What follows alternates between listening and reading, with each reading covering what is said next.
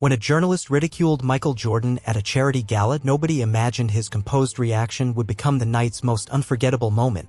The ballroom at the Fairmont Grand Hotel was, as always, a masterpiece of architecture and opulence. Towering marble columns lined the cavernous space, each intricately etched with curling vines and gilded highlights that glimmered under the light of the enormous crystal chandeliers. On any ordinary night, these chandeliers alone would have been the talk of the town, but tonight was no ordinary night. This was the annual Horizon Foundation Charity Gala, an event rumored to draw the most influential individuals from across the nation. Business moguls, Hollywood A-listers, high-profile journalists, and tech luminaries were all in attendance.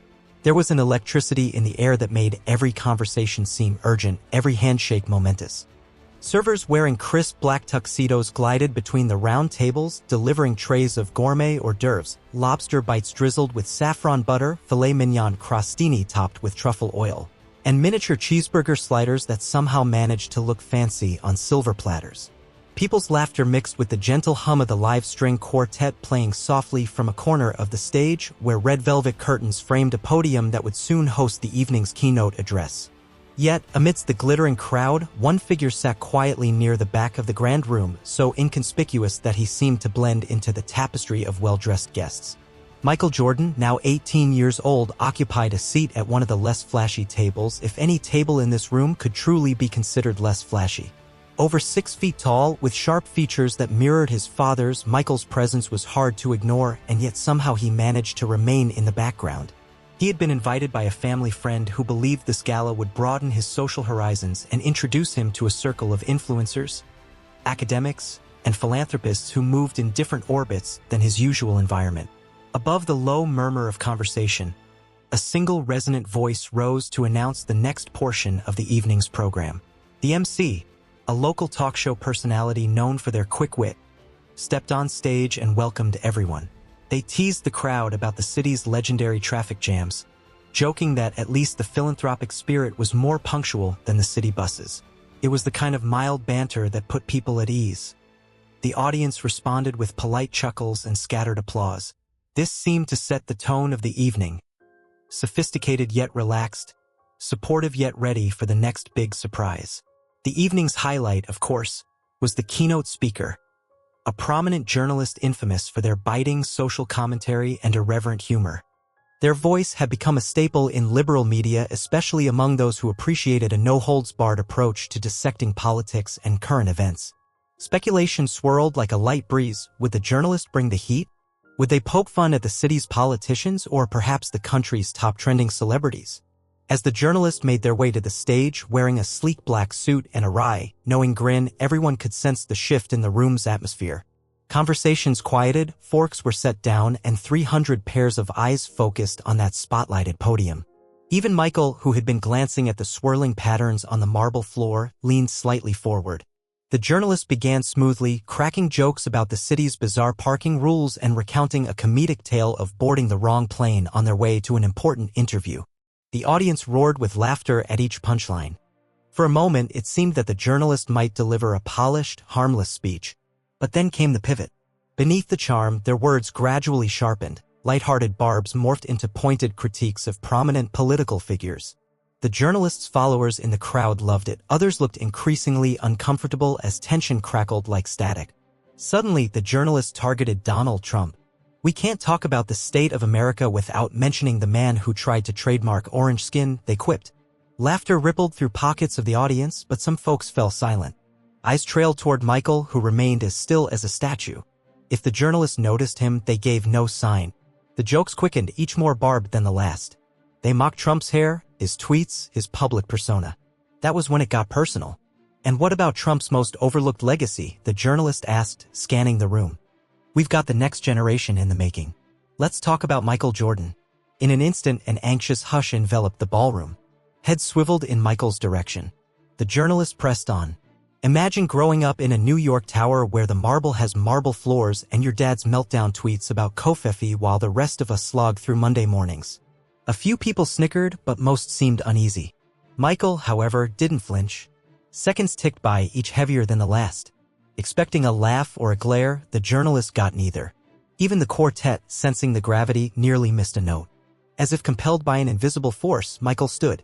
The soft scrape of his chair legs on the marble floor sounded like a thunderclap in the silence. At a towering height, he calmly approached the podium. The journalist's smug expression flickered with uncertainty. Would Michael interrupt in anger? But he merely halted a few feet away, squared his shoulders, and addressed the journalist in a clear voice. "Thank you for your insight. I know you're here to entertain, and I appreciate a good joke as much as anyone. But let's not forget that everyone here, including you, has a story. You might think you know mine because of who my father is, but you don't, not really." A collective exhale washed over the room. Michael wasn't attacking. He spoke with a composure that tugged at something deep in the audience. "I've grown up in a home people love to speculate about. It's easy to make assumptions from the outside looking in, but that doesn't mean I'm any less human, or that words can't hurt." Some in the crowd captured the moment on their smartphones with trembling hands. The journalist swallowed visibly. Their smile had melted into unease. Michael continued, now addressing the entire room. "I believe respect isn't just for those who earn it. Real respect is treating people with dignity even when you disagree or know nothing about them, maybe especially then." A wave of murmured agreement rolled through the crowd. People who had disliked the Trumps felt a twinge of admiration for Michael's grace. "In a complicated world, it's tempting to tear each other down," Michael said. "But words have power. They can wound or they can heal. And we could use a little more healing right now.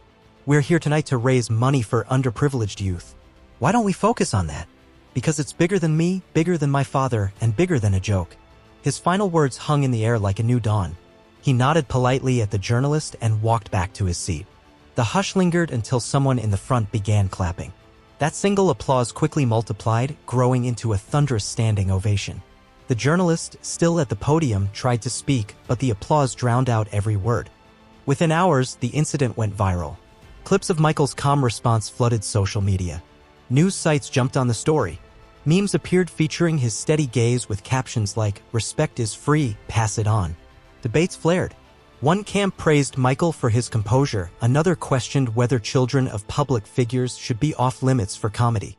Some scolded the journalist for crossing a line, others defended the jokes as fair game. The journalist issued a statement apologizing for bringing Michael into their performance. Meanwhile, the Horizon Foundation reported a record fundraising total boosted by the publicity.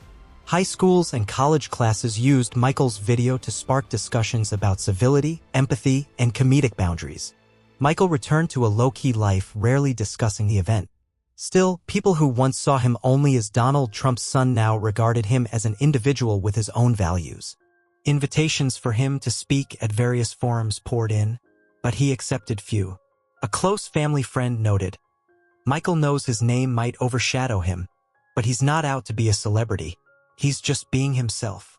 The lessons of that night resonated long after. Late-night hosts highlighted Michael's response as a model for handling criticism. Water-cooler conversations revolved around the power of words and the importance of respect. Even the journalist, in later appearances, tempered their humor with more thoughtfulness, openly admitting they'd been reminded that the butt of a joke is still a human being. Asked for any final word, Michael politely declined, urging people to focus on the foundation's cause. "If we talked about them half as much as controversies," he said in a rare phone interview, "imagine the difference we could make." And so, the night at the Fairmont Grand Hotel passed into collective memory as a moment when wit and mockery clashed with genuine empathy, and empathy emerged victorious. Amid the swirling chandeliers and half-empty champagne flutes, a teenager's quiet dignity overshadowed every cynical barb. Perhaps that's the real legacy of the evening, a reminder that beneath any headline, political stance, or comedic routine, there's a person who deserves at least a measure of respect. Still, the conversation didn't end with the applause. After the crowd dispersed, a smaller reception carried on in an adjacent hall. Waiters circled with trays of elaborate desserts, from sea salt chocolate mousse cups to lemon tarts topped with fresh raspberries. The journalist, subdued, lingered in a corner with a glass of sparkling water. An older gentleman, a longtime benefactor of the Horizon Foundation, approached quietly, praising the journalist's talent while suggesting that gifts come with responsibility. They spoke briefly, and then the man invited the journalist to meet a group of teens who had benefited from the charity's programs. In a side room, half a dozen teenagers recounted stories of balancing part-time jobs with dreams of college, describing everyday struggles that rarely grab headlines. Without the glare of a camera, the journalist listened closely, seeming genuinely moved by their resilience and optimism. Meanwhile, Michael remained at his table, finishing a slice of decadent chocolate cake. Hotel staff thanked him for bringing the house down with his measured response. Michael just shrugged. "I did what felt right," he said simply. A short video montage followed, showing how the foundation's efforts changed lives, from new library books to hot meals for kids who'd otherwise go hungry. The crowd watched in respectful silence, reminded of why they were truly there. By the end of the evening, Michael and the journalist exchanged a brief, wordless nod from across the room. No grand pronouncements, just a small acknowledgement that words, when used carelessly, can hurt, but also that people can choose a different path. Perhaps that subtle gesture said more than any heated argument could. As attendees filed out into the city's neon streets, many carried with them the hope that empathy might bridge even the widest divides, one thoughtful conversation at a time. But the night had one more twist, a memorable moment that added levity to the tension that had gripped the gala.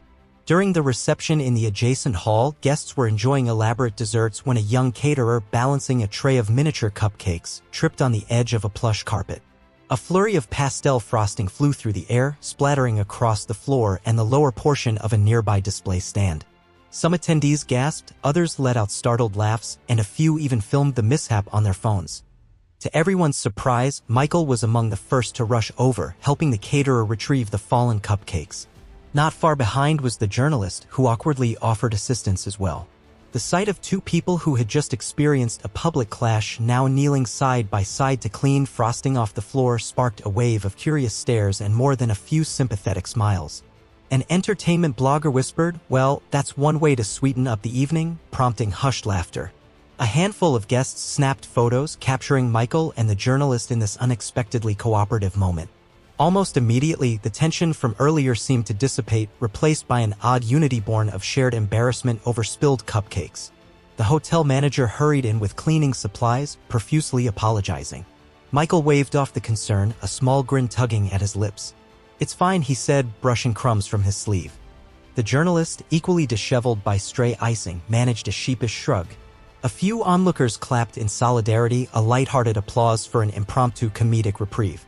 Before long, the fiasco was cleared, the last crumbs swept away, and conversation gradually returned to normal. But that brief moment, silly as it was, left a peculiar warmth in its wake.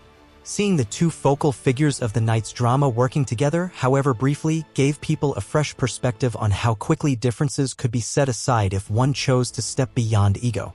In the aftermath, the older benefactor who had earlier nudged the journalist toward empathy approached them once again. He patted the journalist lightly on the shoulder. "Sometimes," he said with a kind smile, "it just takes a little frosting to remind us we're all human." The journalist actually laughed, albeit quietly. "It's a lesson in humility, that's for sure," they replied. Soon, the quartet began playing a more upbeat tune, and the crowd resumed mingling. The comedic moment served as a relief valve for what had been an emotionally charged evening. People felt freer to approach Michael, complimenting his earlier composure. Others offered the journalist polite conversation about future writing projects or philanthropic collaborations. It was as though the cupcake mishap had given everyone permission to let go of the lingering tension. By the end of the reception, many attendees, once fixated on the biting humor and the confrontation, found themselves reflecting on the bigger picture. The Horizon Foundation had raised a record-breaking sum, ensuring countless underprivileged young people would receive resources and support. Meanwhile, Michael's poise and the journalist's eventual display of contrition had sparked discussions that would outlive the night. Some guests departed still chuckling over the frosting fiasco, while others left with a renewed sense of empathy. The ballrooms and hallways gradually emptied, the grand chandeliers dimming as staff began the late-night cleanup.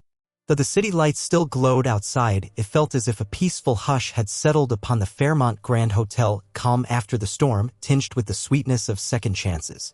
In the days that followed, images and short videos of the cupcake cleanup circulated on social media, adding a whimsical postscript to Michael's more serious viral moment. Hashtags like #CupcakeCompassion trended briefly, accompanied by heartfelt messages about unity, redemption, and the delight in witnessing a fleeting ceasefire in a culture often saturated with conflict. For Michael, life moved forward much as it had before. He returned home, resumed his usual routines, and shrugged off the newfound attention as politely as he could. For the journalist, however, the entire incident, confrontation, and cupcakes alike served as a stark reminder of the humanity behind their punchlines. In a follow-up interview, they noted that their comedic style might evolve. Critique is important, they said, but it shouldn't come at the cost of dehumanizing people, especially if they never asked to be in the spotlight in the first place. On talk shows and podcasts, the question arose again and again, could a small act, like picking up cupcakes off a fancy hotel floor, really bridge deep divides? Most concluded that, while it might not fix every rift, it was a start, a ripple in the right direction, proving that even in a hypercritical era, there's still room for people to meet on common ground, even if that ground is temporarily covered in frosting. All told, the story of that night at the Fairmont Grand Hotel refused to fade quietly into the annals of gala lore. Instead, it became a unique cultural touchstone, a testament to the power of respect and the possibility of redemption through simple acts. And yes, it reaffirmed that no matter how rigid our differences may seem, sometimes all it takes is one stumble, one unexpected mishap to remind us we're all just trying to navigate the world without dropping the plate.